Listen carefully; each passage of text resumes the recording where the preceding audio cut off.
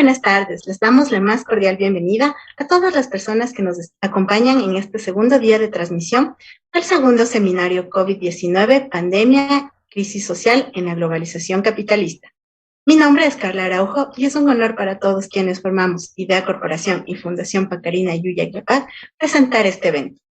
A continuación les presento a la ingeniera Gloria Erazo, presidenta de la Fundación Pacarina Yuya Yapag, quien dará la bienvenida a este evento. Adelante. Muchas gracias, muy buenas noches a todas las personas que nos siguen a través de Facebook. Es un honor volvernos a conectar con este ciclo de conferencias. El día de hoy vamos a tener la conferencia sobre investigación genética, genómica y desarrollo de vacunas, para lo cual hemos invitado a dos excelentes investigadores del país, que les voy a presentar a continuación.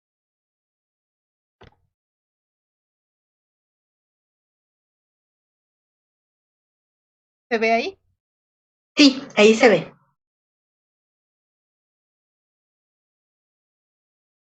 César Pazimiño, doctor en medicina y cirugía, especialista en genética médica y genética molecular humana, máster en biología de las enfermedades tropicales, doctor en biología, especialidad en genética, miembro de las Academias Ecuatorianas de Ciencia y Medicina, director del Centro de Investigación Genética y Genómica de la Facultad de Ciencias de Salud, Universidad UTE, articulista de periódicos y revistas de difusión científica.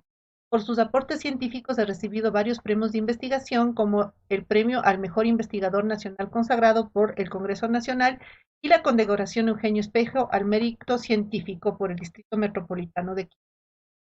Washington Cárdenas Medranda, PhD en Biología Evolutiva y Ambiental de la Universidad de Louisiana, Lafayette, Estados Unidos. Postdoctorados: Universidad de Nueva York, Departamento de Parasitología Molecular y otro en el Departamento de Microbiología de la Escuela de Medicina en el Hospital Mount Sinai, Nueva York, Estados Unidos. Investiga las bases moleculares de virulencia en virus de ARN como influenza, rabia, dengue, zika, ébola, profesor titular de la carrera de Biología de la Facultad de Ciencias de la Vida de la ESPOL, Escuela Politécnica del Litoral. Jefe del Laboratorio para Investigaciones Biomédicas de la ESPOL. Con su equipo de laboratorio ha implementado una plataforma genética que permite la generación de virus recombinantes de ARN como influenza A y B, rabia, cólera, etc. Y también han incursionado en la producción de modelos vacunales para SARS-CoV-2. Bienvenidos. Adelante, Carlita. Les recordamos que cada uno de los expositores tendrá 20 minutos para presentar su ponencia. Por favor, vamos a continuar con el orden de presentación. Por favor, el doctor Pazimiño. Bienvenido.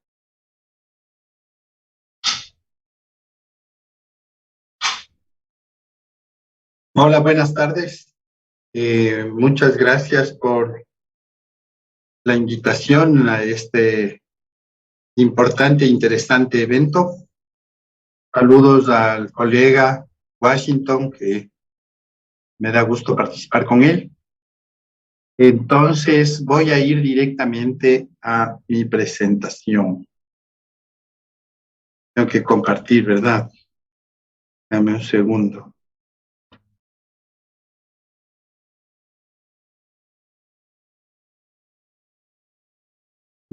Aquí este. Ok, ahí se ve, ¿verdad? Sí, está empezando a compartirse. Ahí ya se ve. Perfecto, gracias. Yo sé que tengo...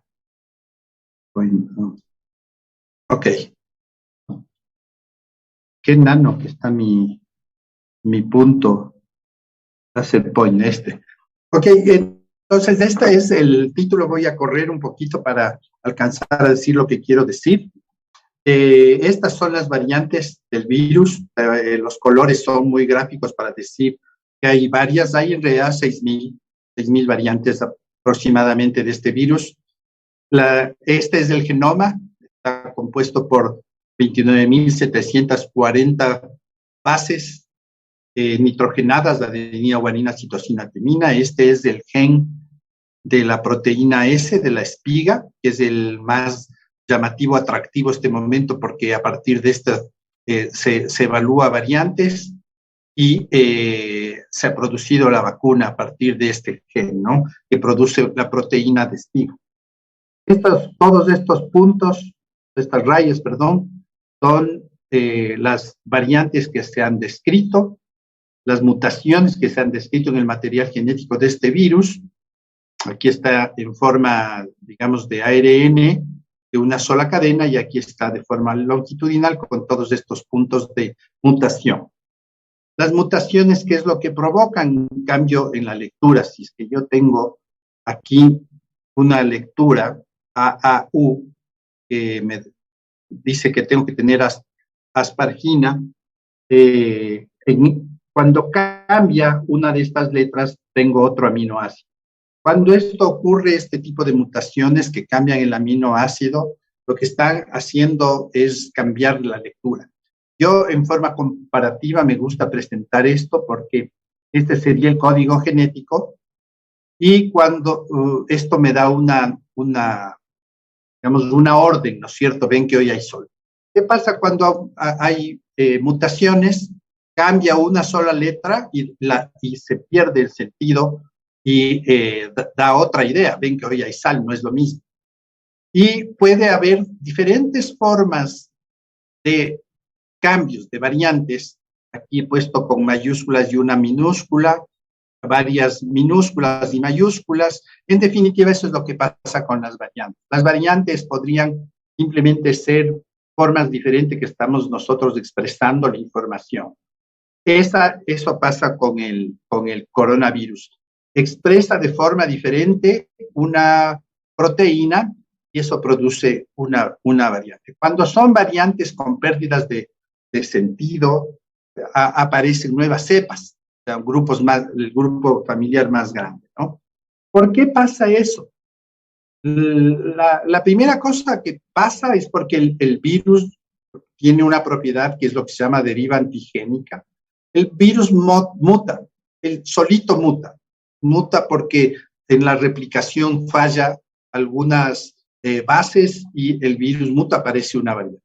Pero también puede haber una desviación antigénica.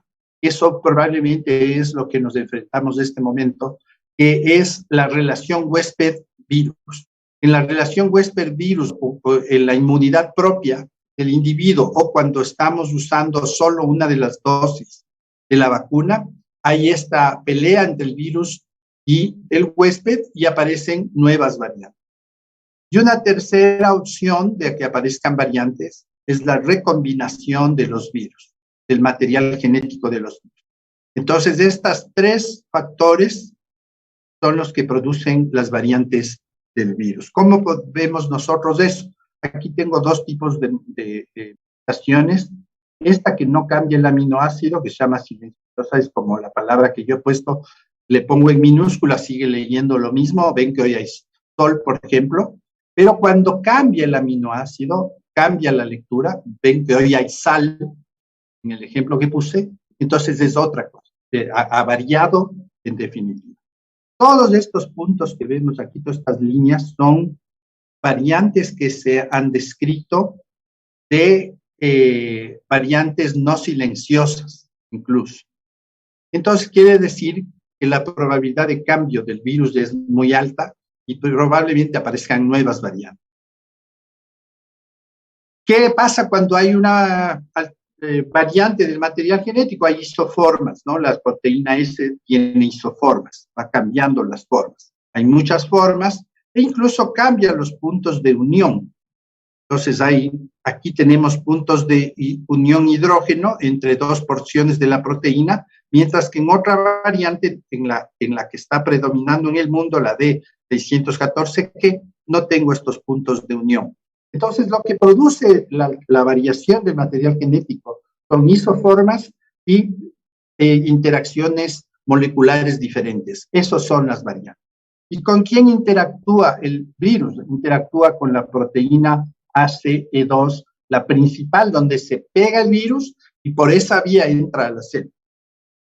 Entonces, las variantes, tenemos la original, la de Wuhan, que apareció en 2019, y todas sus hijas. Una de esas hijas provocó una variación importante que hizo que prevalezca esta sobre la otra. Y el mundo empezó a tener esta variante. De estas, las hijas de esta variante son las que hemos conocido, que ahora hay más de 6. Y dentro de estas, pues, variantes nuevas que han ido siendo descritas, que son las variantes de preocupación que ha dicho la Organización Mundial de la Salud. Y posiblemente puede aparecer una variante nueva, con la misma forma de ver. ¿Para qué nos sirve saber todo esto del genoma y las variantes? Entre otras cosas, para saber el origen de todos los virus, al menos de la COVID, de dónde vienen todos, incluidos los virus que llegaron al Ecuador. En el Ecuador hay más o menos unas 542 variantes, de acuerdo a los reportes que han hecho las universidades que están dedicadas al tema de epidemiología genómica. Y esta sería como el dendrograma, los dedos evolutivos, ¿no es cierto? Todo lo que está en celeste serían las variantes ecuatorianas y las ramas de dónde vienen, ¿no? Al final todas terminan viniendo de China, aunque en el camino ha habido muchas variaciones. ¿Qué es lo más interesante, importante de esta mezcla del virus con el huésped? El punto de entrada. Como decíamos, la proteína ACE2, donde se ancla de forma pues muy coordinada la proteína S del virus con la ACE2 de la célula humana. Al menos hay 2 puestos importantes más de asociación proteína-virus, proteínas de membrana virus, que son, la primera, el ACE2, donde se ancla la proteína S, pero esta también busca formas de escabullir los sistemas inmunológicos, escabullir la protección celular por sí misma y se une a otros receptores. Y unos de estos, por ejemplo, el NRP1, podría estar explicando los síntomas y signos de estos de pérdida de olfato y de gusto que tienen algunas personas. Entonces, lo interesante es encontrar no solo esta relación con el ACE2, sino con diferentes proteínas de membrana. Es muy claro ahora que esta relación entre el receptor y la variante original va variando, ¿no es cierto? Aquí un aminoácido con otro da una posibilidad de distancia de enlace, todos estos puntos de enlace del virus con el receptor de membrana, y enlaces de virus receptor de otra de las variantes, por ejemplo la B117, las distancias de enlace, la distancia de aquí, y el tipo de aminoácido que está involucrado, ¿no? Los aminoácidos que están involucrados. Entonces, hoy sabemos mucho de esto y lo que interesa es encontrar otros puntos de unión. Nosotros, a través de diseños con inteligencia, análisis científico de datos, lo que hemos hecho es encontrar otros puntos, otras proteínas que podrían servir de unión entre el virus y las células humanas. De hecho, esto es interesante porque podría en algún momento determinar que cualquiera de estas proteínas de unión, no solo la ACE2, ni la NRP1, ni el TMPRSS2, sino otras que tienen relación, podrían irse relacionando y el virus podría encontrar vías aditivas para entrar de mejor manera. De hecho, las nuevas cepas parece que usan otras vías, no solo el ACE2, sino que se unen a otras proteínas para entrar con más facilidad y ser más contagiosos. Hay datos curiosos del tema del coronavirus. Miren, el 30% de personas con infección nunca desarrollaron síntomas, los datos nuevos que tenemos. 75% de personas sin síntomas esto es importantísimo, 75% tan contagiosas como los sintomáticos. Por eso es que el tema del cuidado de todas las normas de salud que tenemos, ¿no? 59% del total de la transmisión es de asintomáticos, esto es trascendente, 35 presintomáticos, 24 de sintomáticos.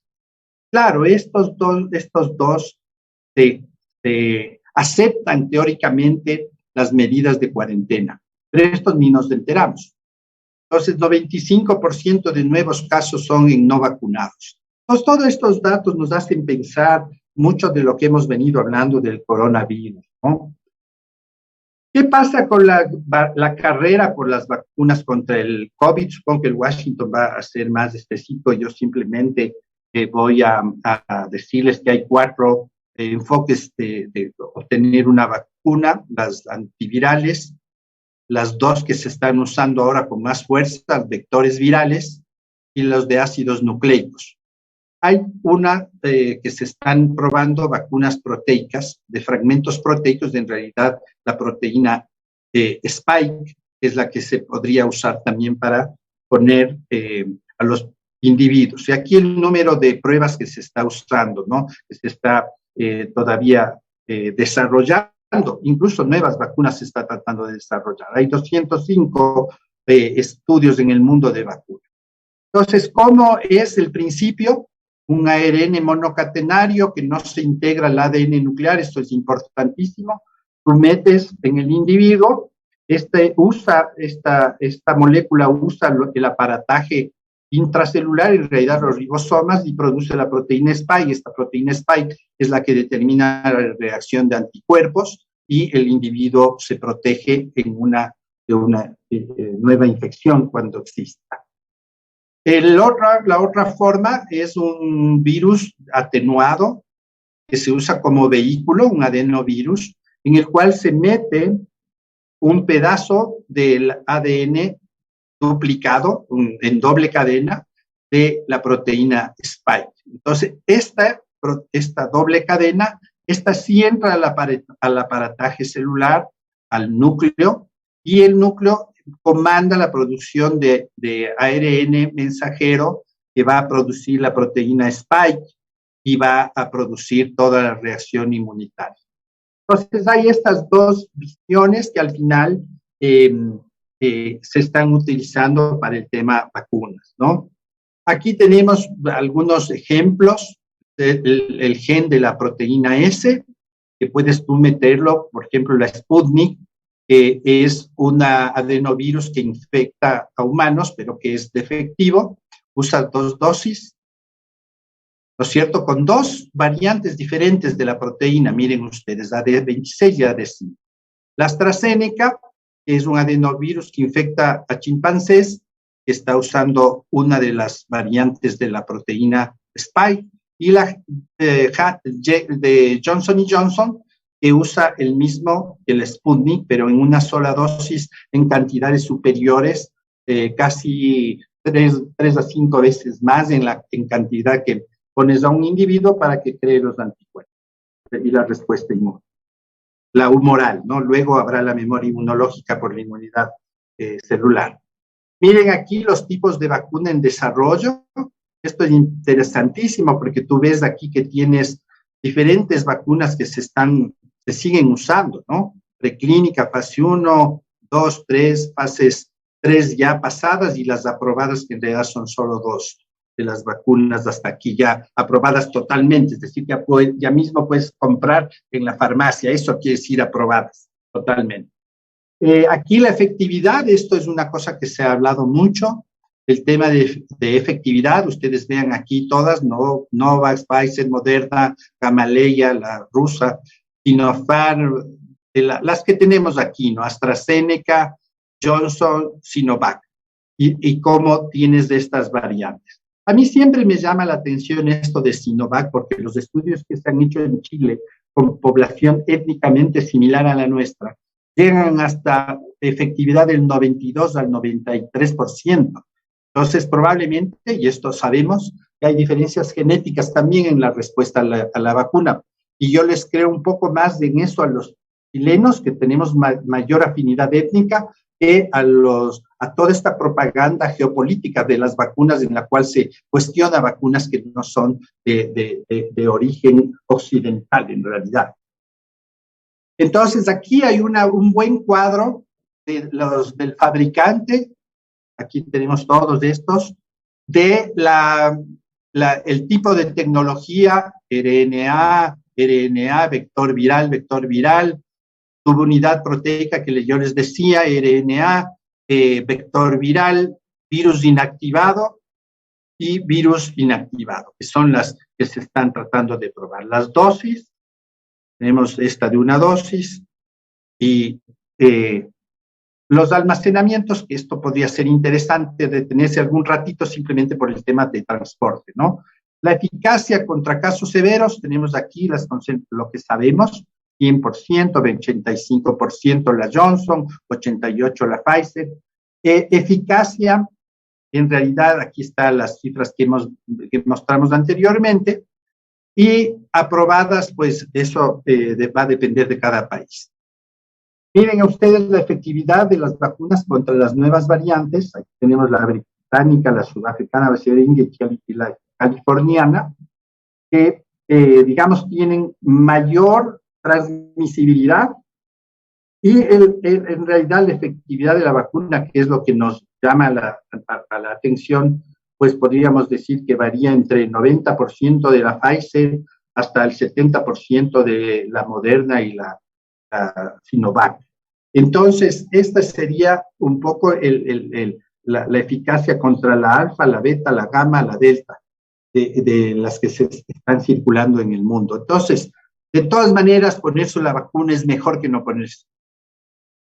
Los efectos adversos, que son otra de las cosas que se ha hablado, pues ustedes vean aquí las que se comparan, Pfizer, Moderna, AstraZeneca, con los diferentes efectos, cansancio, escalofrío, fiebre, etcétera, efectos secundarios en la zona de inyección, todos producen, y más o menos todos tienen los mismos efectos secundarios, ¿no? Ahora, la probabilidad de encontrar los efectos secundarios, de que te produzca efectos secundarios, eso es interesantísimo. Aquí está, miren ustedes, graves por la vacuna, los riesgos y beneficios, ¿no es cierto? Riesgos graves por la vacuna, muy bajito, lo que está en rojo, versus los que no se vacunan.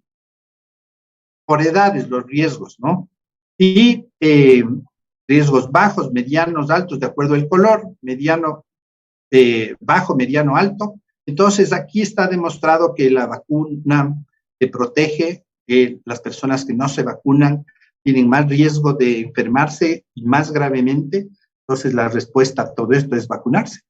Los riesgos matemáticos, mira, trombos por AstraZeneca 0,1, por Janssen 0,08, trombos por COVID-16, trombo por píldora anticonceptiva es mayor que por una vacuna, trombo por fumar, ganar el gordo de la Navidad, que te caiga un rayo, es mucho más probable que un efecto de la vacuna, acabar hospitalizado, 10% de los no vacunados, y morir en España, esto es de España, 2. Aquí no hemos hecho un análisis así en el Ecuador, así es que no tenemos estos datos lastimosamente, y eso es lo que hace que demandes mayor investigación en el país.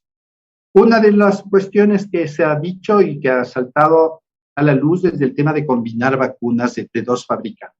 Esto nunca nos hemos hecho problema con otras vacunas, la PPD, la TB, la gripe, la que sea. Nunca estamos preguntando, ¿y cuál me va a poner? Entonces dices, vacúnate, punto. La que te toque es la buena.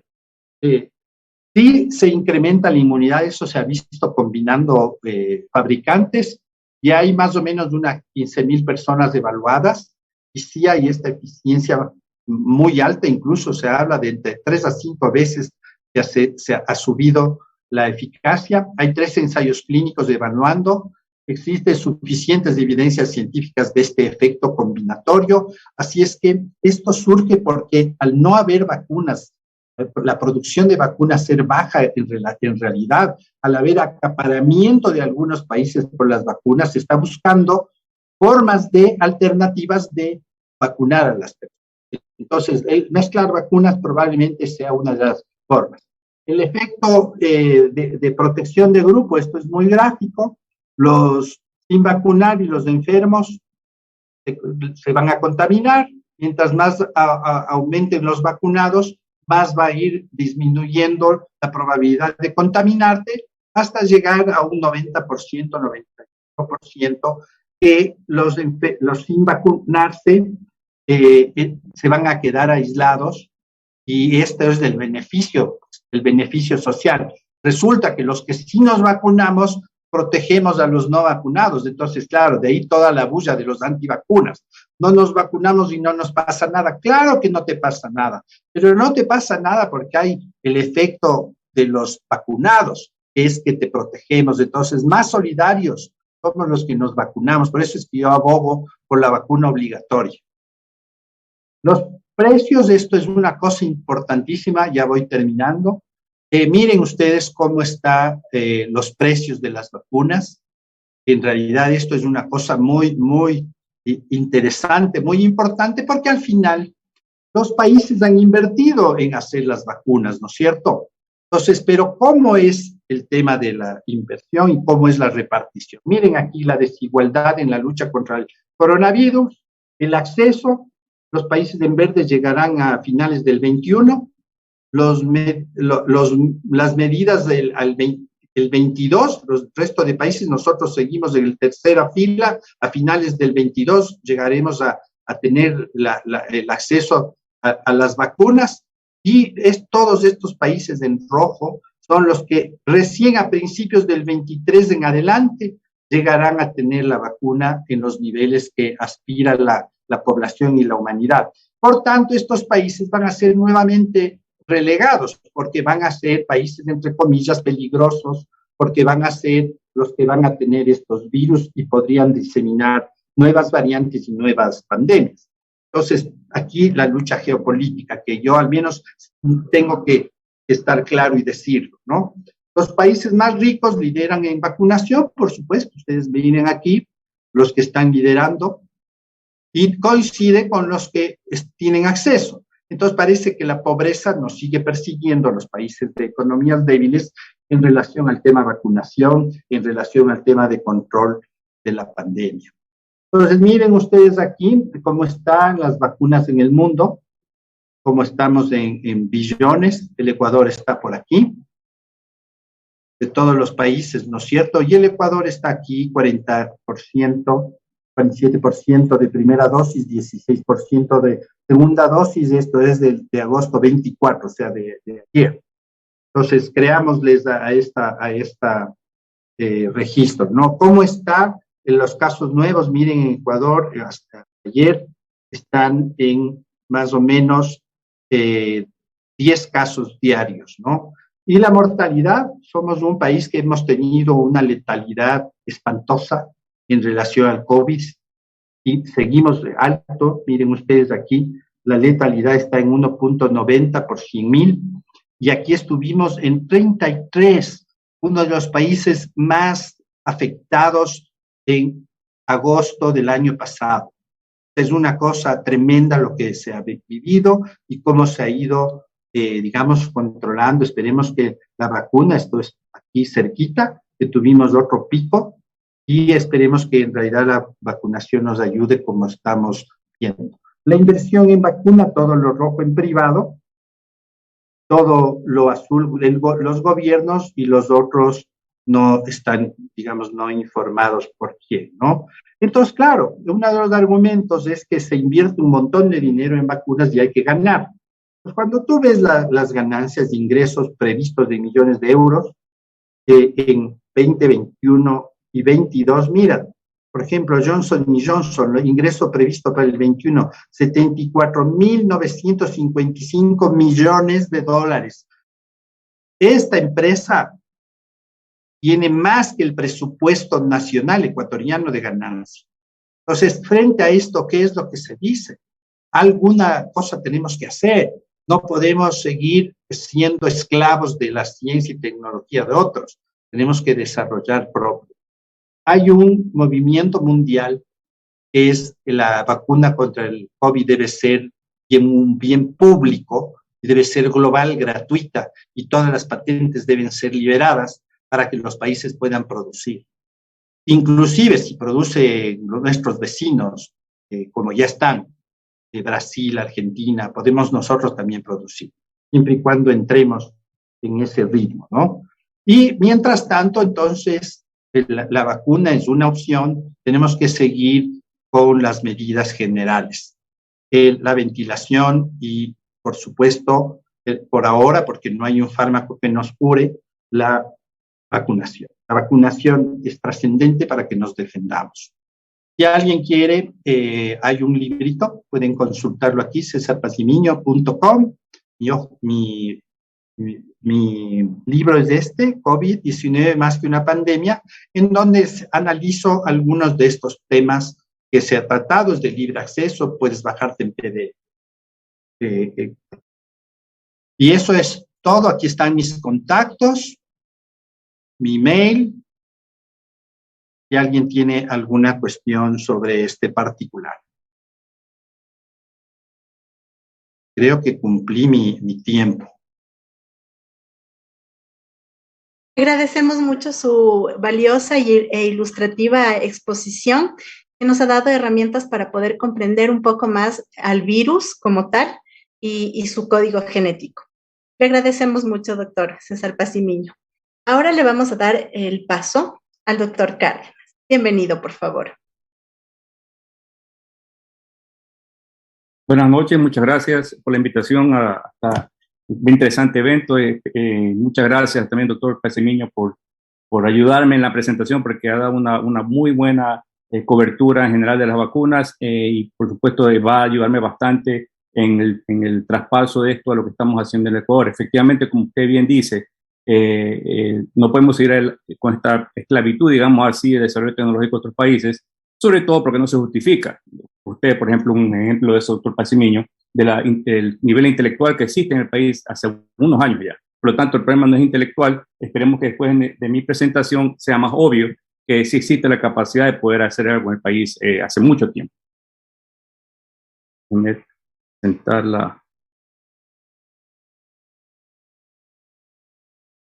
¿Pueden confirmar si está la presentación? Sí, se la puede ver. Ahora sí, ¿no? Ya. Sí, ahí está bien, perfecto. Muchas gracias. Bueno, repito mi agradecimiento a la Fundación Pacari. Bueno, Pacarina, no, la otra parte no la puedo pronunciar bien, pero muchas gracias por la invitación. Espero que mi exposición sea, aparte de ilustrativa, bastante divertida, porque al final la ciencia, después de todo, estamos en esto porque es bastante divertido conocer la biología, lo que pasa en la naturaleza. En todo caso, mi charla va a estar enfocada, como dije anteriormente, sobre lo que estamos haciendo en el país para tratar de desarrollar una plataforma que nos permita enfrentar, quizás esperemos esta pandemia, pero te aseguro que va a haber más enfermedades. Las enfermedades no se van a ir, es parte de la evolución del ser humano en la naturaleza, ¿no? Siempre va a estar enfrentándose, ya se ha enfrentado con patógenos. Y vemos hace unos años que se ha incrementado mucho más la aparición de estos patógenos emergentes que se dominan.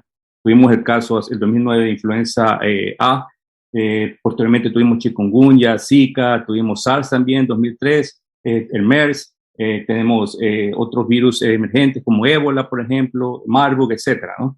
Nadie se esperaba pues que hubiéramos tenido un coronavirus, pero bueno, es la pandemia que se está esperando.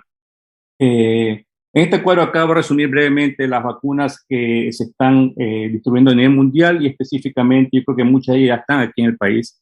Que estamos recibiendo ya hace algún tiempo. La Pfizer, como ya había explicado mi colega Pacimiño, y Moderna son las vacunas novedosas de ARN mensajero, es decir, lo que le inyecta a ustedes en la vacuna es material genético en forma de ARN. Ese ARN pues entra, como explicó el doctor Pacimiño, entra a su célula y eventualmente pues se genera las proteínas a partir del ARN mensajero, igual que pasaría pues con ARN mensajero de su propio núcleo que se transcribe los genes. Las otras vacunas que son a medida de vectores virales, tenemos la de Johnson, Sputnik, AstraZeneca, tenemos la Casino, que es la nueva que creo que está llegando al país, que es China, y estas vacunas que acabo de mencionar usan un vector que se llama adenovirus. Es un virus atenuado en el cual la manera como entrega, digamos así, la parte del coronavirus, la espícula, es a través de este virus, ¿no? El adenovirus inyecta. Como es un virus atenuado, no se puede replicar con facilidad, rápidamente el sistema inmune lo aplaca, pero mientras tanto el virus, una vez que está dentro de la célula, puede transcribir este ARN mensajero de la espícula, se forma la proteína y básicamente al final del día tenemos el mismo principio de vacunación a través de la espícula como la Pfizer y la Moderna. Tenemos la Coronavac o Sinovac, que básicamente es la manera tradicional de hacer vacunas, es decir, el virus mismo, el coronavirus que ha sido crecido, purificado y después se lo inactiva. y básicamente ustedes le inyectan, es un virus inactivado, ¿no? Que es la manera tradicional, repito, que como se inició hace muchos años atrás se hizo vacunas, se están haciendo otras vacunas.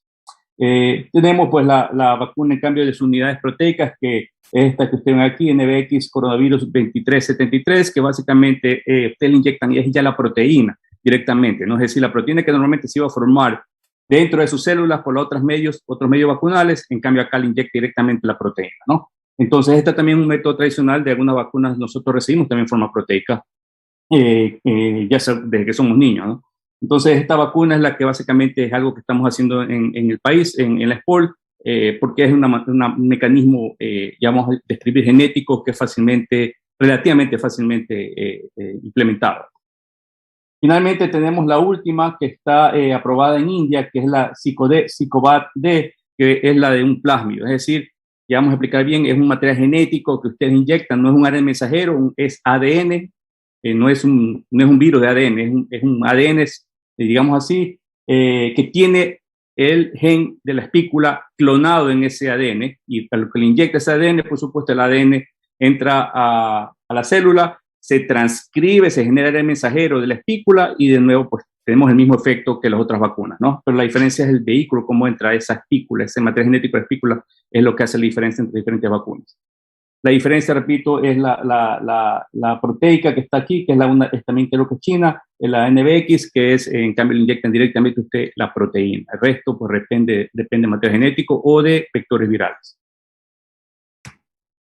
Entonces, brevemente voy a explicar qué es plásmido, porque esto es muy importante para entender toda la plataforma epidemiológica que se puede derivar de esta molécula que hace ya más de 50 años fue descubierta y es importantísimo para hacer ingeniería genética.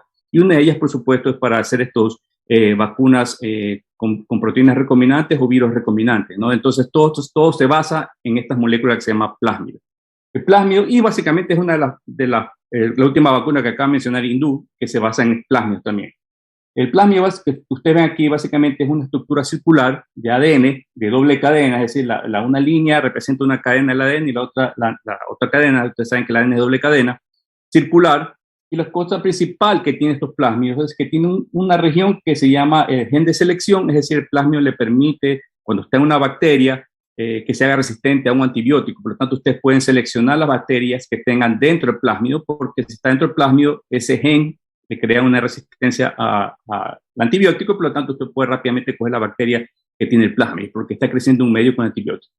Otra cosa importante que tiene este plásmido, básicamente, es una región que se llama región promotora, que es la que promueve, digamos así, una vez que está dentro de una célula, por ejemplo, promueve que el gen, que sería el siguiente, este color azul claro, se transcriba y se genere un ARN mensajero. Así de sencillo. Es decir, el plásmido promueve, es como una especie de mini genoma. Tiene la región promotora, tiene el gen enfrente y por lo tanto ese mini genoma cuando está dentro de la célula lo que hace es que llama a las enzimas que se encargan de hacer los ARN mensajeros a través de esta región promotora que está aquí, y esta región promotora, las enzimas se encargan de transcribir el gen que está enfrente y se genera un ARN mensajero. Ya tienen ustedes la proteína, y así más o menos se basa la vacuna que hablé de la India, que es un plásmido que tiene un promotor que permite que cuando está dentro de la célula se genere el ARN mensajero, se transcribe este gen de la espícula en este caso, y se genera el ARN mensajero. Entonces ustedes pueden realmente poner cualquier cosa dentro de este plásmido con tal que ustedes tengan una región promotora adecuada para lo que quieran hacer. Espero que de cierta manera esté un poco claro qué es el plásmido, porque esto se basa en la tecnología que hemos hecho en el laboratorio. Esta tecnología hemos aplicado ya en un virus de ARN, que es de influenza, por ejemplo. Todos nos hemos infectado con alguna vez, bueno, casi todos con influenza, que es un virus básicamente respiratorio, igual que el coronavirus actual. También un virus de ARN, que igual que el coronavirus actual. La diferencia es que este virus de influenza es un virus segmentado. Como ustedes pueden ver, su genoma es segmentado. En cambio, el coronavirus, igual que, por ejemplo, dengue, que es similar al coronavirus, el genoma es lineal. En cambio, este es un virus segmentado, pero también un virus de ARN.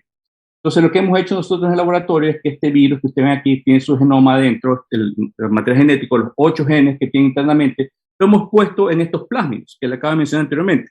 Por lo tanto, si ustedes ponen los 8 genes en un plásmido, con un promotor adecuado, al introducir todos estos 8 plásmidos dentro de una célula, entonces básicamente ustedes dejan que la célula se encargue de reconocer ese plásmido y generar los ARN virales. Y lo que estamos recreando, si se dan cuenta, artificialmente es la infección una vez que está adentro de la célula, no afuera.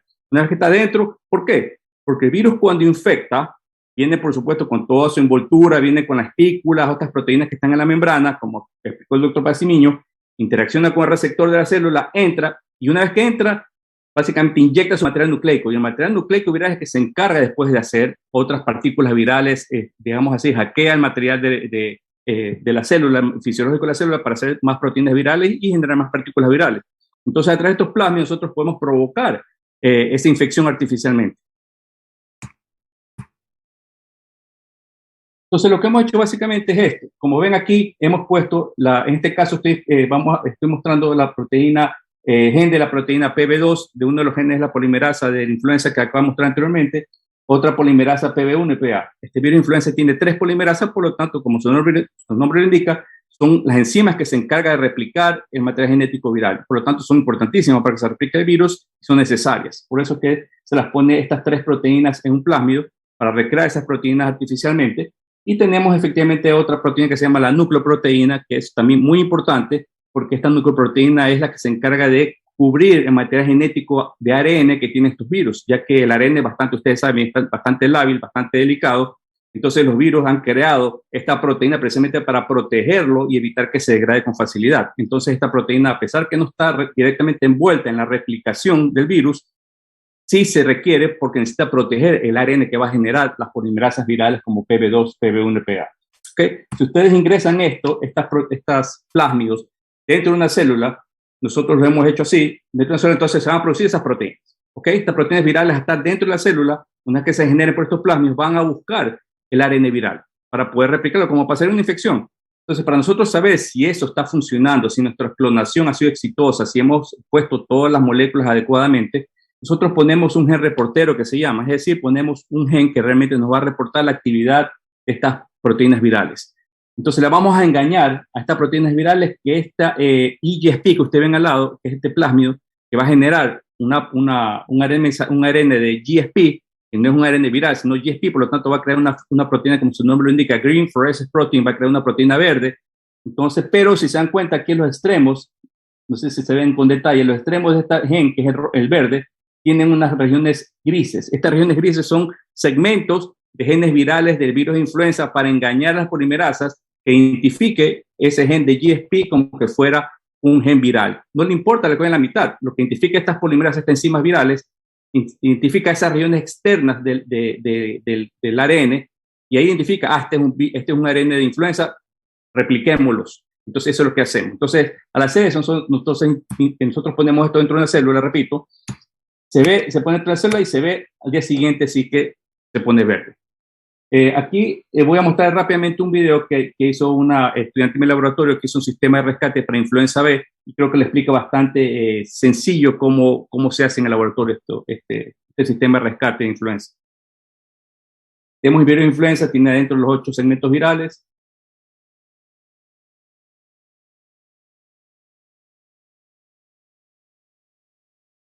Tenemos los plásmidos, de las polimerasas PB2, PB1, PA, la nucleoproteína.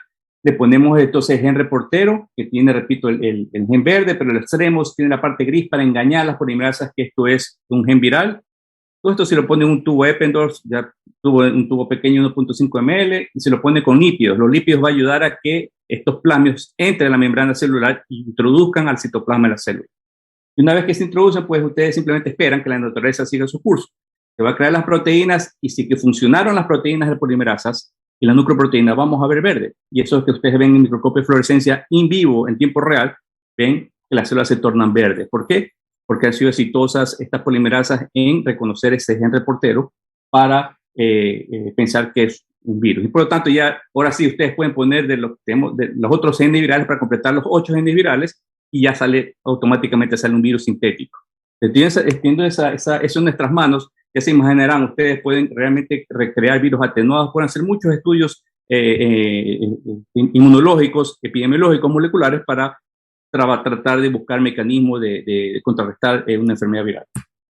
En caso de coronavirus, lo que estamos haciendo, como acá explicó anteriormente mi colega, tenemos el genoma aquí que ustedes ven del virus SARS-CoV-2 Lo vemos aquí en la parte verde larga, que es la cepa Wuhan, la inicial. Vemos que la mayor cantidad de genomas, como ven aquí, un 80% del genoma básicamente está compuesto por las proteínas que se llaman no estructurales. Y solamente un pequeño 20% del genoma que está en la parte final, llegando al casi al 30.000 nucleótidos, tenemos el gen de la espícula, tenemos la matriz, tenemos la envoltura, las nucleoproteínas, es decir, las proteínas estructurales que acabo de mencionar, las que el virus tiene en la partícula viral, ¿no? El virus tiene genes estructurales, que básicamente son las proteínas que están en la partícula viral, y genes no estructurales, que esos genes solamente se ven en forma proteica cuando están infectando, cuando están dentro de la célula infectante. Entonces, ahí podemos ver todo esto, y toda esta región, solamente la espícula ocupa, también es bastante grande, pero ocupa una región limitada, que es la que, como dijo bien mi colega, es la que se enfoca todos los mecanismos de vacunas que están empleándose actualmente en la espícula. ¿Por qué? Porque si ustedes bloquean la espícula, el virus no podría entrar a la célula y por lo tanto el virus no infecta, ¿no?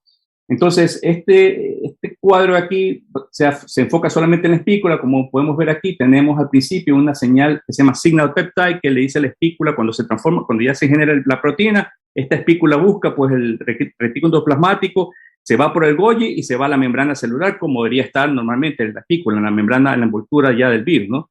Entonces eso lo hace, eso lo manda, esa señal que envía a dónde se tiene que ubicar esa proteína se llama signal peptide, que ustedes ven aquí en rojo al principio, y viene pues toda la región codificante de la espícula, ¿no? Todo lo que es amarillo. La espícula se divide en dos partes, la sección S1 que ustedes ven aquí en verde, y después tenemos acá la sección S2. Aquí entre S1 y S2 hay un corte, ¿no? Un corte que se llama corte de furina. Aquí en la cepa delta que tenemos actualmente, que está dominando básicamente en el mundo, en la cepa delta se ha creado unas mutaciones justo en esta región que permite que la espícula se corte, porque la espícula necesita cortarse por encima entre S1 y S2 para que pueda fusionarse con el receptor AC2 y infectar. Entonces es importante este corte. Y repito, en la cepa, en la variante delta que está actualmente circulando, tiene una mutación que le permite que sea mucho más fácil ese corte por proteasas celulares. ¿Ok? Y vemos aquí la región en rojo, que es es la región que se llama receptor binding domain, que de todos los aminoácidos de la espícula, esta es la región que interacciona directamente con el receptor AC2. Entonces, sin embargo, la vacuna actual que estamos recibiendo involucra todo el gen de la espícula, que vemos que tiene alrededor de 3.800 nucleótidos, ¿no? Pero la región receptor binding domain, es decir, la reacción que solamente interacciona con ácido específicamente, es una región pequeña de toda esa región codificante de la espícula. Y esa es la región que nosotros nos hemos concentrado en la SPOL para desarrollar nuestra vacuna ecuatoriana, que le decimos nosotros. Ok, la región, el receptor binding domain es más pequeño que la espícula, entonces para que sea eficientemente procesada y pueda generar una respuesta inmunitaria, nosotros nos valido pues, de otras iniciativas que se han hecho en el mundo. En SARS-CoV-1, por ejemplo, y también en SARS-CoV-2 se ha hecho una iniciativa de generar proteínas recombinantes utilizando la proteína del anticuerpo. ¿Cómo se hace esto? Esta es la figura de un anticuerpo. Como ustedes pueden ver aquí, la región que dice AG es la región donde el anticuerpo se fija al antígeno. Es decir, ahí se agarra y se fija, pues cuando ve un patógeno se fija ahí. Y tenemos la región FC, que es básicamente el poste de la Y, la cual se encarga de comunicar al sistema inmunitario encontrado un antígeno. Hagan algo al respecto. Los anticuerpos no hacen nada. Los anticuerpos se pegan nomás a través de los extremos de la Y cuando reconocen al patógeno y punto. De ahí que después el sistema inmunitario se encarga de reconocer que ese anticuerpo está pegado a un antígeno, un patógeno, a través de esta región que se denomina FC, ¿no? El tronco de la Y. Y eso pues activa diferentes componentes celulares y humorales para que acaben rápidamente, eliminen el patógeno al cual se ha adherido el anticuerpo. Entonces, por lo tanto, esta región que ustedes ven aquí, esta región es el tronco denominada CH2 y CH1 del anticuerpo, es la importante para comunicarse con el sistema inmunitario específicamente. Es decir, solamente las células inmunitarias van a reconocer esta región de aquí que está pasando algo. El anticuerpo se ha encontrado con algo.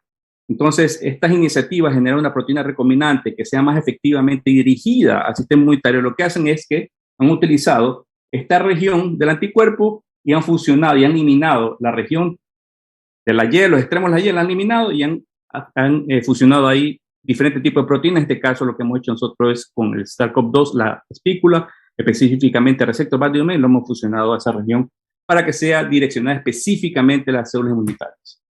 Entonces, aquí es una figura que demuestra básicamente de qué se trata esto.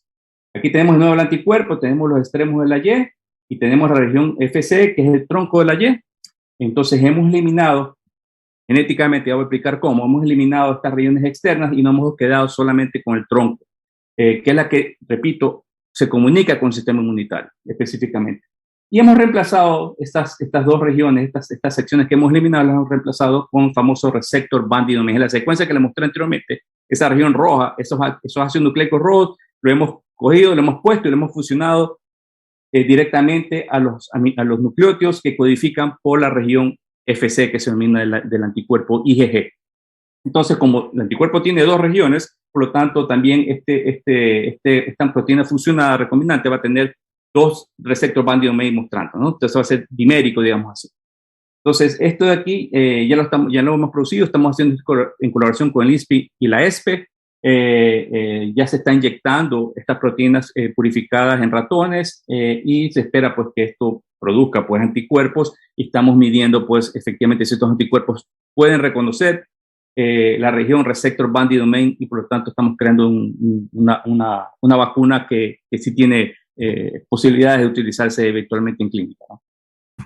Otro modelo que estamos desarrollando asimismo basado en artículos publicados, esto no lo inventamos de la nada, o sea, nos basamos, siempre la ciencia se basa en las construcciones anteriores para que ustedes las apliquen y las implementen y hagan cualquier experimento que ustedes quieran desarrollar.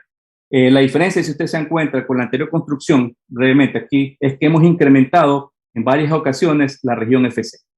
¿Ya? ¿Y por qué? Porque se ha encontrado efectivamente en publicaciones que incrementar esta región FC hace que la proteína sea más inmunogénica. Y por lo tanto, pues nosotros también hicimos esta construcción y pusimos asimismo al final la región del receptor binding domain de la espícula.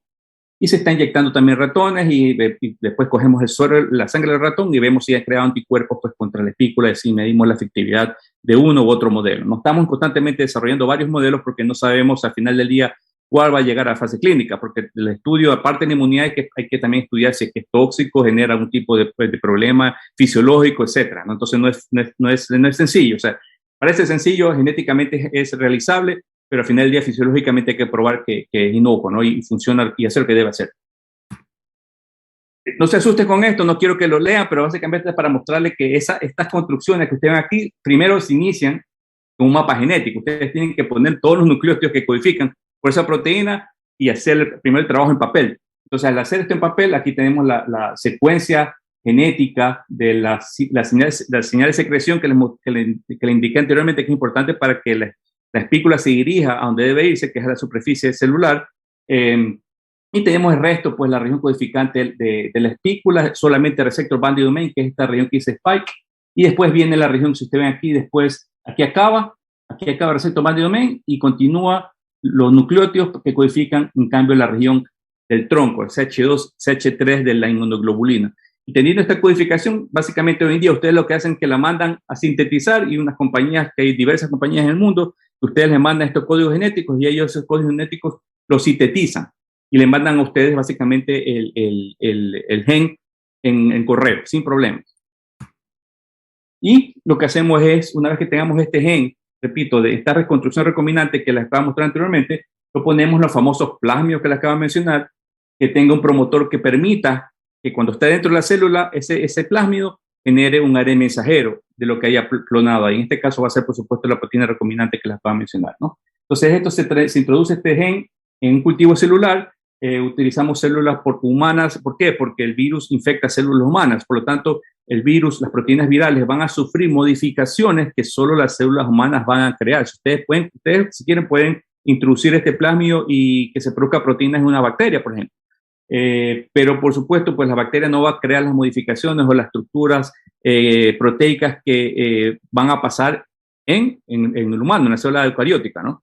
Entonces nosotros estamos haciendo esto en células humanas. Al introducir este plásmido, por supuesto, dejamos que la naturaleza siga su curso.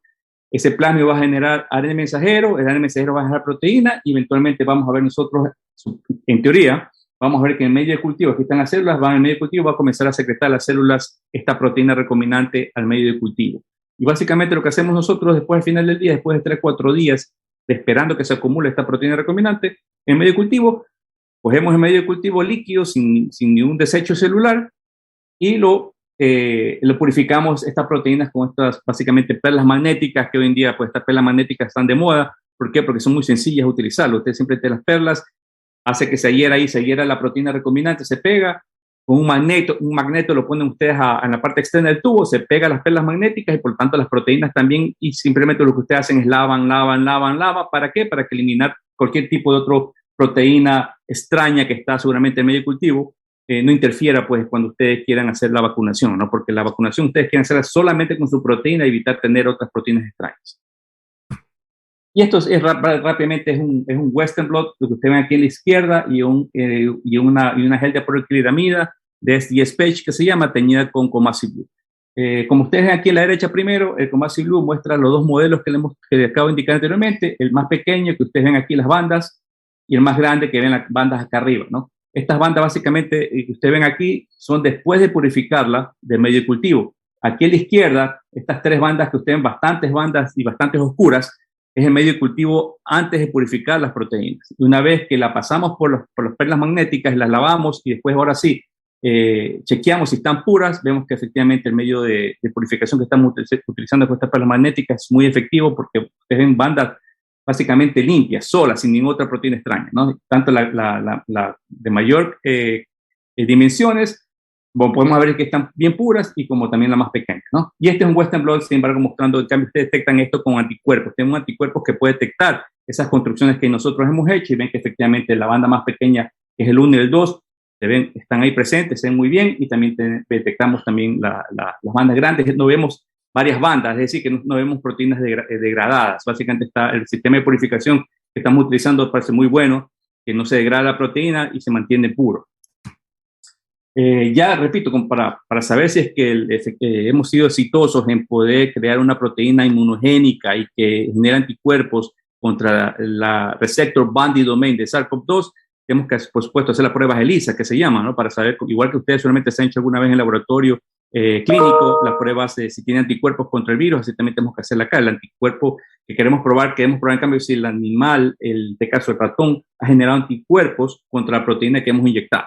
Y eso es una prueba ELISA. Aquí la prueba ELISA lo que hacemos es que ponemos en los pocitos, en el fondo del pocito, fijamos una proteína, la proteína del viral, que sería pues receptor binding domain, y le ponemos pues la sangre de los ratones que hemos inyectado con estas proteínas recombinantes que lo mostré anteriormente, y en teoría pues se ha creado anticuerpos contra esas proteínas, se van a quedar fijadas en el fondo. Después lavamos, porque también el ratón va a tener, por supuesto, pues otras proteínas y otros anticuerpos para otras cosas. Entonces se lava porque lo único que se debe quedar pegado son los anticuerpos que reconocen las proteínas del fondo. Y para poder ver y visualizar si efectivamente se ha fijado un anticuerpo contra las proteínas virales que están pegadas en el fondo, utilizamos otro anticuerpo que es comercial, que ahora sí este anticuerpo debe tener una especie de luz, algo que reporte que se ha fijado el anticuerpo primario en el fondo de la placa y por lo tanto ha reconocido el antígeno viral, ¿no? Y eso genera pues el color. Y la medida que incrementa el color quiere decir que hay más anticuerpos, mayor cantidad de anticuerpos, ¿no? Y este es un cuadro rápido que hemos resultados preliminares que hemos tenido de estas inmunizaciones. Como ustedes pueden ver aquí brevemente, esto que he señalado con este oval tipo verde, corresponden pues a estas dos líneas que están acá a la derecha, que es la inmunización que se ha hecho con la construcción más grande, el que tenía varias repeticiones de la reacción CH2 y CH3 y que tenía al final el receptor binding domain del virus. Vemos que en 14 días después de inyección ya podemos detectar pues efectivamente que hay anticuerpos que ha generado ese ratón contra esa proteína, pero no contra, si se encuentra acá abajo está el ruido, no vemos que se ha generado contra la construcción más pequeña, no vemos. Entonces parece ser que efectivamente lo que les dije anteriormente, que la repetición de esta región CH3 y CH2 genera una mejor respuesta inmunitaria que aparentemente está comprobándose con estos datos que estamos viendo preliminarmente, ¿no? Entonces, lo cual esto lo ha hecho, por supuesto, en la ESPE, lo ha hecho la doctora Marbel Torres, que son resultados bastante interesantes y esperanzadores que estamos avanzando en esto.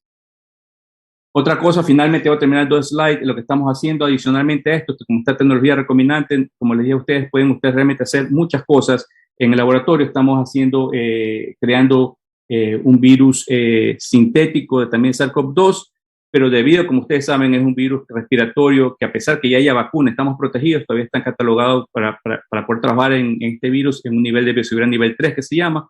Actualmente no creo que en el país exista un laboratorio comisionado, es decir, que está avalado y que ya pueda funcionar con todas las certificaciones del caso, que es un nivel 3 de bioseguridad. Entonces, para tratar de subsanar este problema, sencillo, debido a que existe la tecnología genética, lo que se hace es que el virus, para poder salir, digamos, cuando infecta, para poder salir, necesita tener espícula, una proteína que se llama matriz y una proteína que se llama envoltura. Si no existen estas tres proteínas, el virus no puede salir. No, es imposible.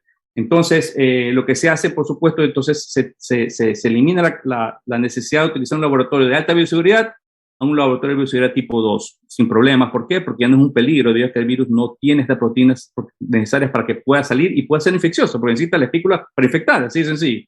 Entonces, lo que se hace es, lo que estamos haciendo en el laboratorio, repito, estamos clonando todo el genoma viral, pero le estamos quitando el gen de la espícula, que lo acabo de quitar, que ustedes ven acá abajo, y lo reemplazamos por una molécula reportera, que asimismo es una molécula que genera una luz verde.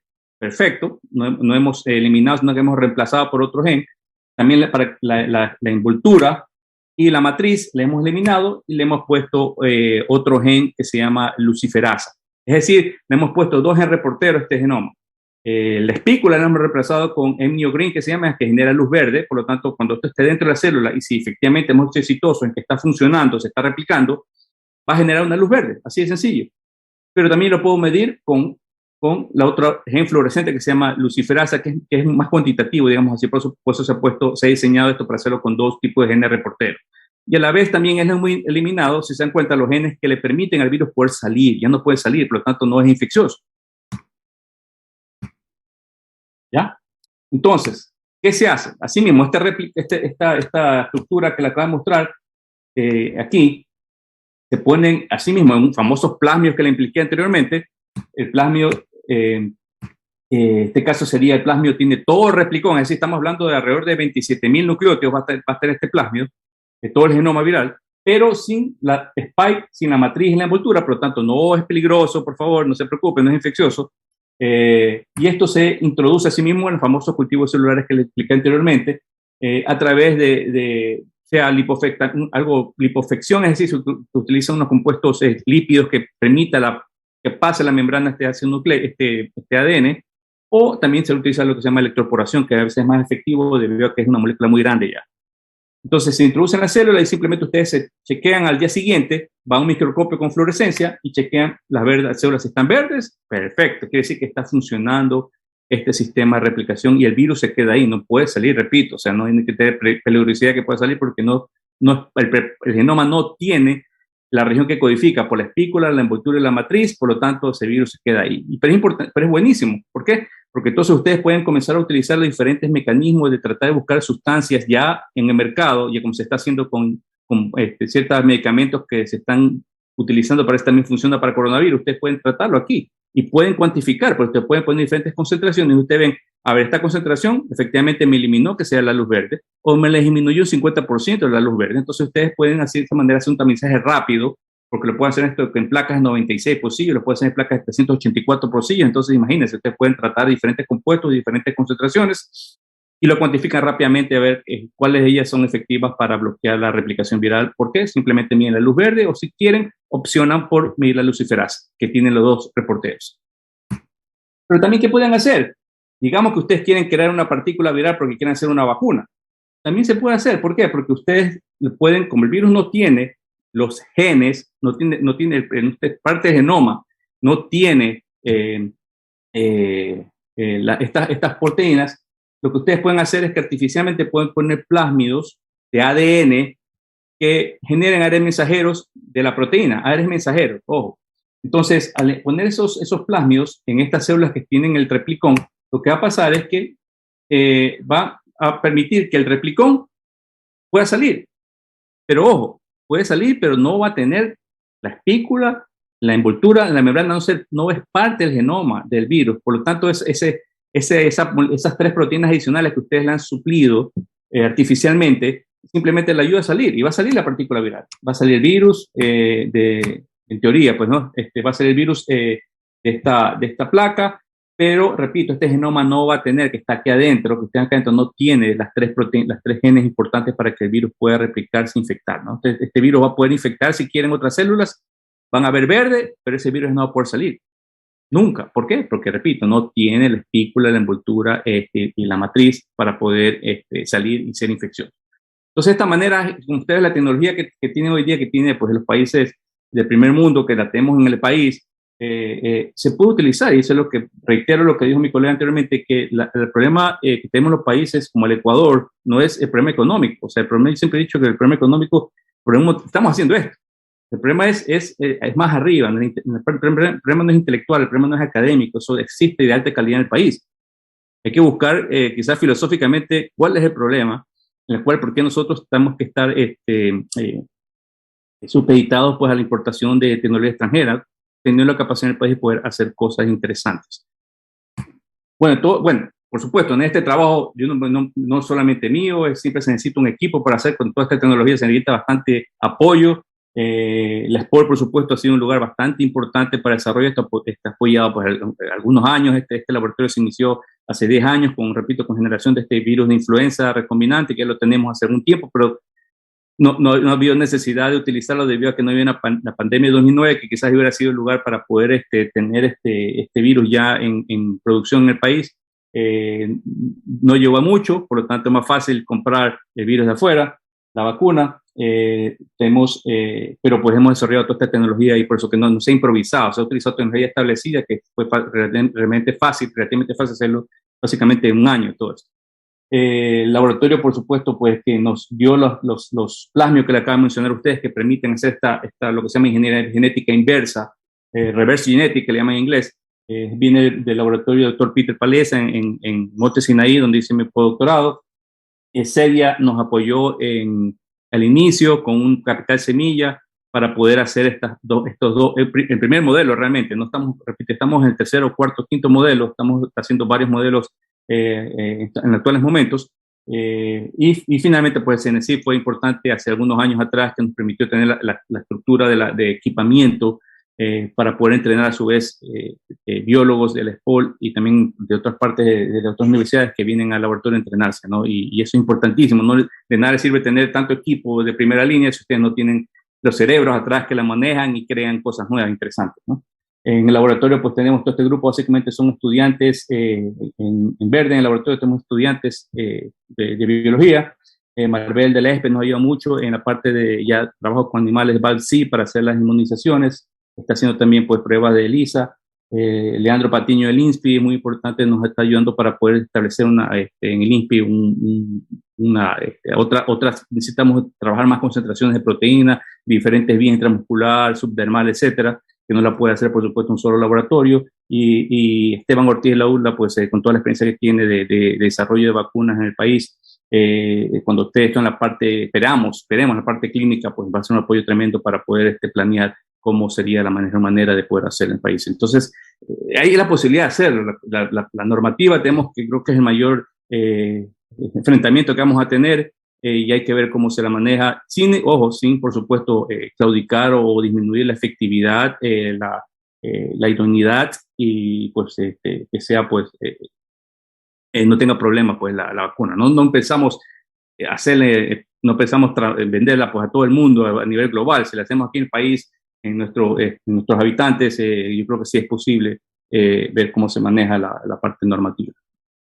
Bueno, esto es todo lo que tengo hoy día. Muchas gracias de nuevo por la invitación. Espero que haya sido interesante y entretenida mi presentación y sobre todo pues levantar el ánimo de que el país se puede y ya no debemos, repito, cada vez que pase algo decir, bueno, ¿por qué no lo hacemos en el país? Exigir a las universidades y al gobierno, pues, ¿por qué tenemos que estar comprando vacunas o cualquier cosa, ¿no? Entonces, tarde o temprano tenemos que tener soberanía en salud, como se llama, ¿no?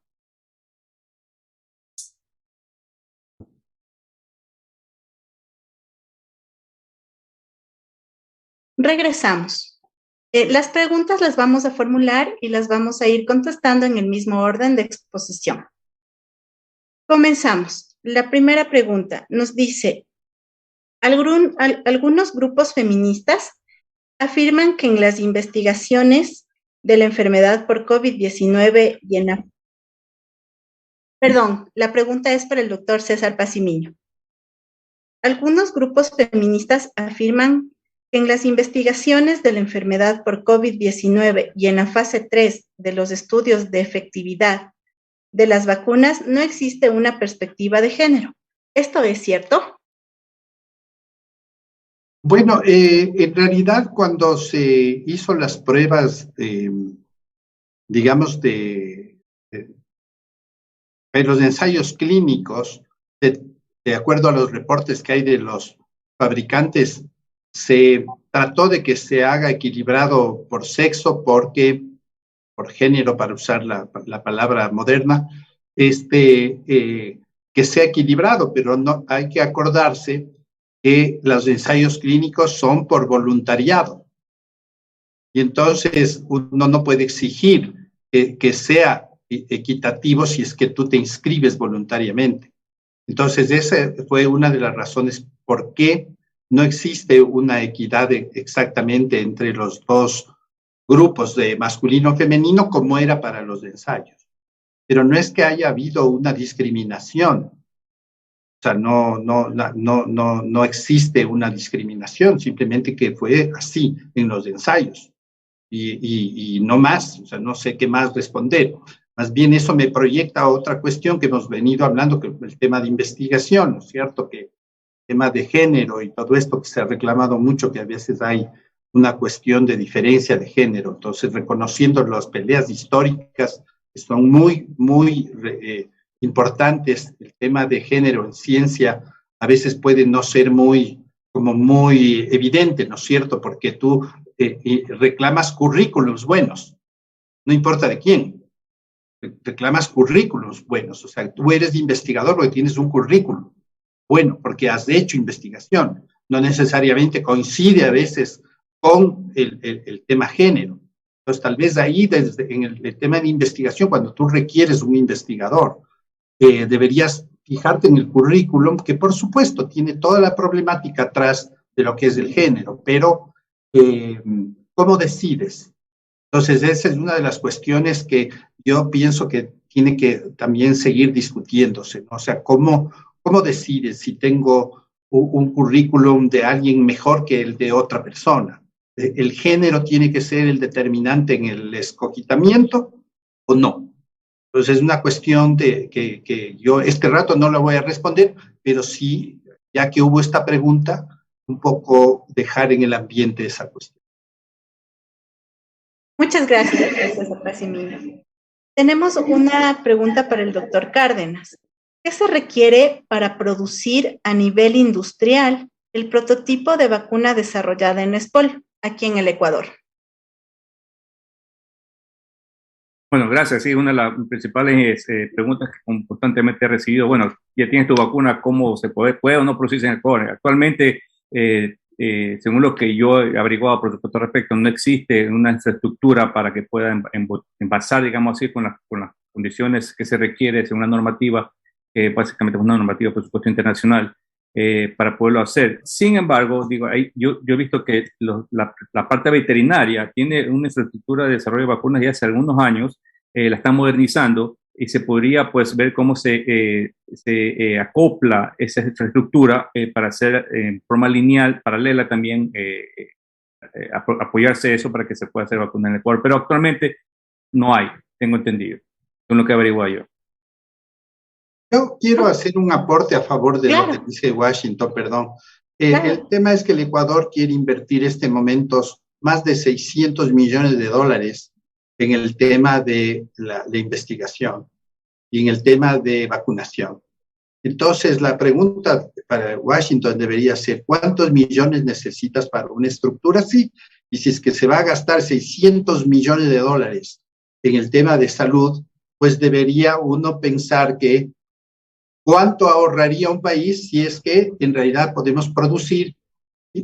Si hay un investigador propio, de bien.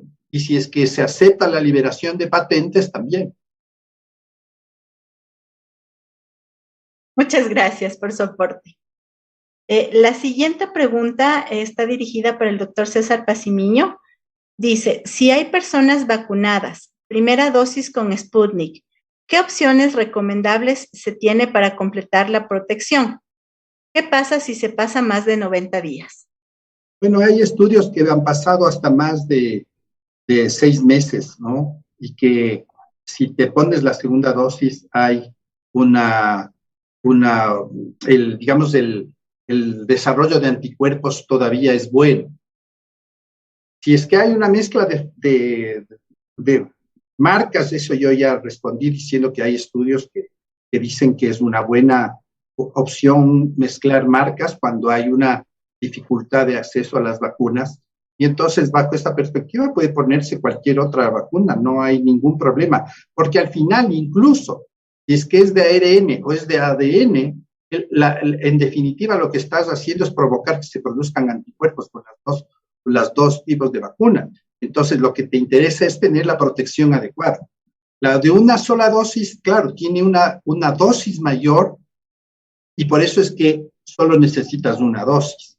Uh-huh. La de 2 dosis tienes primero, por ejemplo, 30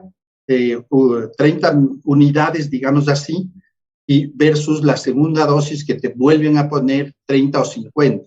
Las de una sola dosis se partieron de 50. Entonces, el mezclar no hay un problema específico, puede mezclar. Claro, algo adicional también quiero concluir lo que acaba de decir el doctor Pacimiño, es que las personas que ya se han infectado por COVID y se están vacunando, ya de hecho están usando dos vacunas diferentes. Ya de hecho, ya la natural que se infectaron y la artificial que se están, así que entonces yo creo, como dice el doctor Pacimiño, deben vacunarse, al final del día deben protegerse, que ese es el problema que tenemos actualmente, que no se vacunan toda la gente, y hay personas, pues aún en nuestro país, que está receloso de vacunarse por todas las cosas que ven raras en las redes sociales. Muchas gracias. Justamente tenemos una pregunta enfocada a eso, que es para el doctor Cárdenas, que nos dice, ¿existen videos en las redes sociales que dicen que las vacunas van a cambiar los genes de los seres humanos y que los vacunados van a morir en 2 años? ¿Cuál es su opinión al respecto? Sencillo, si usted, todos, absolutamente todos, no creo que ya no haya un ser humano que alguna vez no se haya infectado por un virus. Entonces todos estamos hace años, ya hace miles de años mutados, y debemos haber muerto hace también pues miles de años. O sea, todo el material genético, el virus cuando infecta, ingresa material genético. Eso está pasando, se ingresa a la célula, se replica miles de moléculas de material genético, y si eso no lo cambia usted genéticamente y muere en 2 años, ¿por qué por la vacuna lo va a hacer? O sea, no tiene realmente sentido que la gente piense esto, no debe tener temor. Solamente, básicamente, ustedes, esta respuesta no es por meditación, si saben cuando necesita tener un background de ciencia, simplemente, a ver, pónganse a pensar realmente cómo funciona la vida, qué le ha pasado a ustedes, esto es real o no es real, tiene sentido o no tiene sentido, y de ahí, si quieren, pues instruirse en la parte ya ya más académica de si es o no, pero solamente por lógica no tiene sentido. Muchas gracias. Hay una cosa que me parece importante, es que estos mitos hacen daño a la población, hacen daño a la sociedad. O sea, la vacuna no hace nada. Las vacunas son seguras, no te van a producir nada, no vas a cambiar tu material genético, no vas a contaminar a tu hijo si te embarazas. O sea, eso es mentira. Ahora, que en sueños uno debería aspirar a que algunos genes cambien de alguna persona, bueno, sí, sería, pero eso no va a pasar. Las vacunas no te van a hacer nada, vacúnate, punto. Bueno, una estudiante en mi laboratorio, el día siguiente que se vacunó, tenía los ojos verdes, pero después me dijo que tenía lentes de contacto de color. Muchas gracias. La siguiente pregunta nos dice, para el doctor Pacimiño, según la experiencia actual, ¿cuál es la mejor opción de inmunización en niños en base a las indicaciones de los laboratorios que generan las vacunas actualmente? Es que las vacunas que están recomendándose este rato ya estamos en 8 años para arriba. Entonces, se está hablando de que en realidad de cualquiera, que no se está diciendo, yo no voy a hacer propaganda de ninguna. Digamos que todas las vacunas que se están probando, ya se están probando en niños. Y están bien, no produciendo ningún problema. no van a producir problemas. ¿Por qué se tiene miedo al tema de niños? Porque hay reportes de casos de meningitis por vacunaciones de otras vacunas. Pero la posibilidad de que te dé una meningitis por vacunación con otras vacunas es bajísima. Igual es casi 1 en 300,000, 1 en 500,000 personas. Wow. Y entonces la probabilidad de que te dé algo con una vacuna de estas nuevas está más o menos como había presentado en ese cuadro, que es de 0,0001%. O sea, no hay un problema específico. Muchas gracias. Tal vez, doctor Cárdenas, ¿alguna opinión acerca? Sí, que, bueno, debe tener presente la población, todo el mundo, que cuando ustedes toman una aspirina, puede ser que usted sea alérgico a la aspirina. O sea, todo medicamento, toda cuestión biológica, no hay 100% seguridad. Hay, como usted bien dice, el doctor Pacimiño, seguridad en porcentaje que no le va a pasar, por supuesto, pero no piensen que es 100% seguro. Seguramente hay cosas, como dijo el ejemplo del doctor Pacimiño, que son más peligrosas. Salir a la calle en la avenida, que se puede, aquí en Guayaquil, pues irse por la vía a Durán, puede ser que usted tenga un accidente con mayor probabilidad que le pase algo por la vacuna. O sea, hay cosas en la vida que realmente son mucho más peligrosas. A veces medicamentos que estamos tomando actualmente para la presión, por ejemplo, por un ejemplo, yo conozco familiares que toman estos medicamentos para mantener la presión regulada. Usted lee las contraindicaciones, los problemas que puede tener y de asustarse. Sin embargo, hay que tomarla. Entonces, en este caso, la vacuna tiene mucho menos riesgos, pero de todas maneras no podemos pensar o exigir que un medicamento sea 100% seguro. No existe. Muchísimas gracias. La siguiente es para el doctor Cárdenas. Esta vacuna ecuatoriana, según sus estudios, ¿cuál sería el grupo poblacional que pueda recibirla de forma inicial? Bueno, esta vacuna que estamos desarrollando, igual que sería con las vacunas a nivel internacional, ya es protocolo establecido, ¿no? Siempre hay que seguir, por supuesto, con la población adulta inicialmente y probar pues sus pequeñas dosis, a ver la inocuidad, todo bien, protege, no protege. Eventualmente ustedes, que va incrementando el número de participantes, después, como está pasando con la vacuna, ahora ver las poblaciones más vulnerables, que podría ser pues los niños, de menor edad, como está pasando actualmente. O sea, no es algo de estudio, sino algo básicamente de seguir regulaciones ya establecidas hace unos años de cómo es este proceso de vacunación, de desarrollo de vacunas. Perfecto. ¿Tal vez algo que quisiera añadir, doctor Pacimiño? No, está bien ahí. Está perfecto. Muchas gracias. La siguiente pregunta es para usted. ¿Considera que las acciones del Estado para combatir la propagación del COVID-19 son las más indicadas? A ver, pienso que si es que hablamos como logros, estamos ya superando las 10 millones de vacunados, ¿no? De primera dosis. Eso es un logro en realidad. Cierto que la segunda dosis está en un número menos, estamos rondando el 30% para ser generosos, y entonces nos falta y ahí hay problemas, nos falta porque no nos llegan las suficientes vacunas, nos falta porque apuntamos a la primera dosis para crear algún tipo de inmunidad social, nos falta porque no tenemos el dinero para comprar suficientes. Entonces, esa es una problemática real, pero yo creo que sobre el tema de vacunación sí se han dado los pasos que un país como el nuestro tenía que hacer. Un país con economía débil, que no tiene, digamos, mucho, puedes llorar en el mundo, pero no te van a hacer mucho caso porque eres un país pequeño, sin producción científica, sin representación económica fuerte, y entonces tenemos que un poco negociar el tema de la vacunación.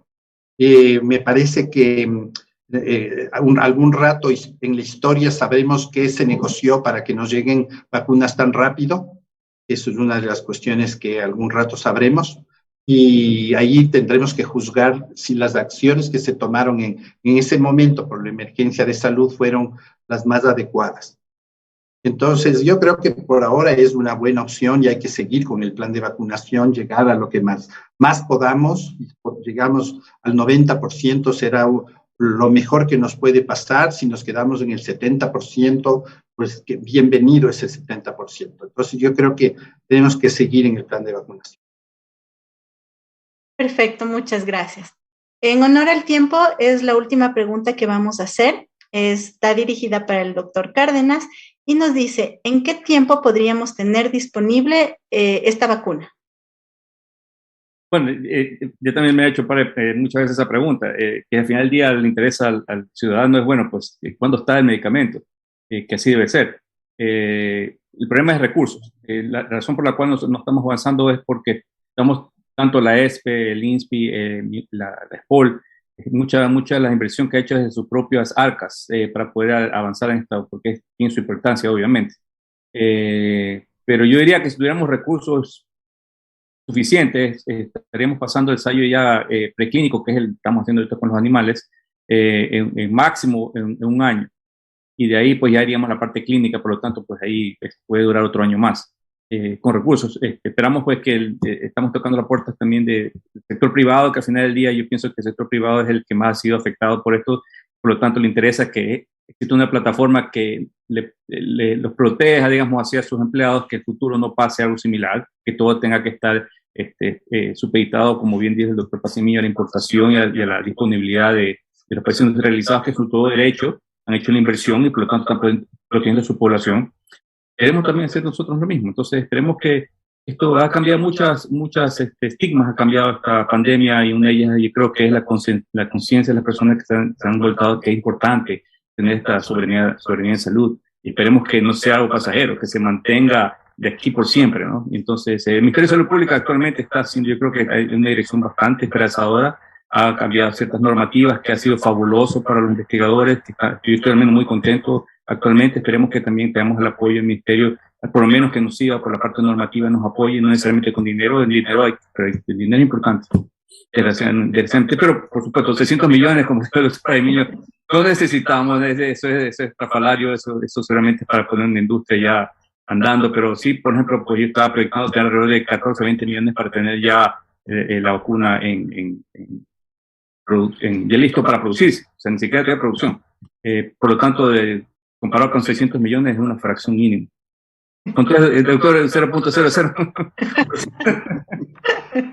Es que ese es el problema, deberían este rato invertir en eso, porque es que si no vamos a salir de donde estamos. Siempre vamos a estar pidiendo de favor, denos la vacuna, mándenos la vacuna, en vez de decir, produzcamos aquí. Claro.